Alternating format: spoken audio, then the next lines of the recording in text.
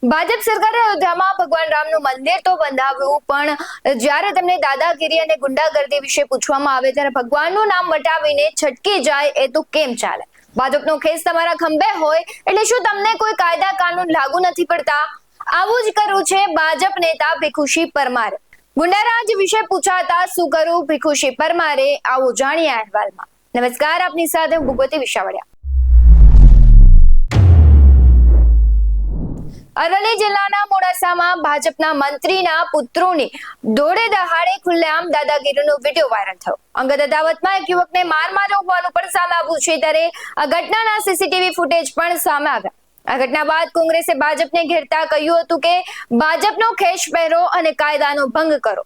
ત્યારે હવે ગાંધીનગર વિધાનસભામાં આવેલા ભીખુસિંહ પરમારને પુત્રોની દાદાગીરી મુદ્દે પ્રશ્ન પૂછવામાં આવતા મંત્રીજી જય શ્રી રામ કહીને ચાલતી પકડી હતી.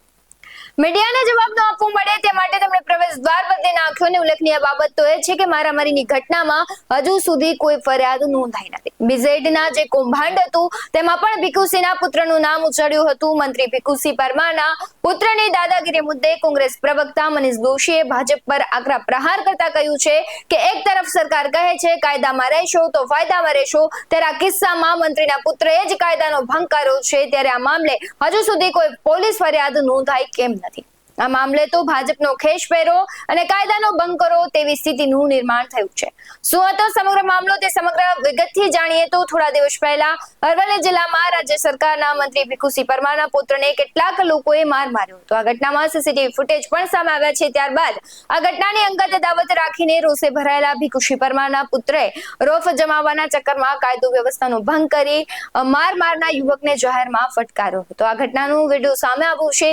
યુવકને મોડાસાથી સુધી કાઢીને મારવામાં આવ્યો છે. ત્યારે સીસીટીવીમાં સ્પષ્ટ દેખાઈ રહ્યું છે એક્ટિવા પર સવાર યુવકને પકડીને મારવામાં આવતો હોવાનું દેખાઈ રહ્યું છે. આ યુવક ચાલી અને ચલાવીને મંત્રીના પુત્ર કરણસિંહ પરમાર, રણજીતસિંહ પરમાર અને બીજેપી યુવા મોરચાના પ્રમુખ અમીશ પટેલે મળી યુવકને માર્યો હોવાનું ચર્ચાઈ રહ્યું છે. ત્યારે ઉલ્લેખનીય બાબત છે કે મંત્રીના પુત્રો રોફ જમાવવા માટે આ પ્રકારે ખુલ્લેઆમ મારામારી કરી અને કાયદો વ્યવસ્થાનો ભંગ કરી રહ્યા છે. ત્યારે પોલીસ શું કાર્યવાહી કરે છે તે જોવાનું રહ્યું. તમારા જવાબને જોતા કહી શકાય કે સરકાર જેની હોય છે તેને નિયમો લાગુ નથી પડતા, કેમ કે સરકાર તો તેમના બાપની હોય. પ્રજા તેમને ગુંડાગીરી અને વિશે પ્રશ્નો પૂછે છે ત્યારે જય શ્રી રામ બોલીને આમ તમે છટકી ન શકો. જવાબ તો તમારે આપવો જ પડશે.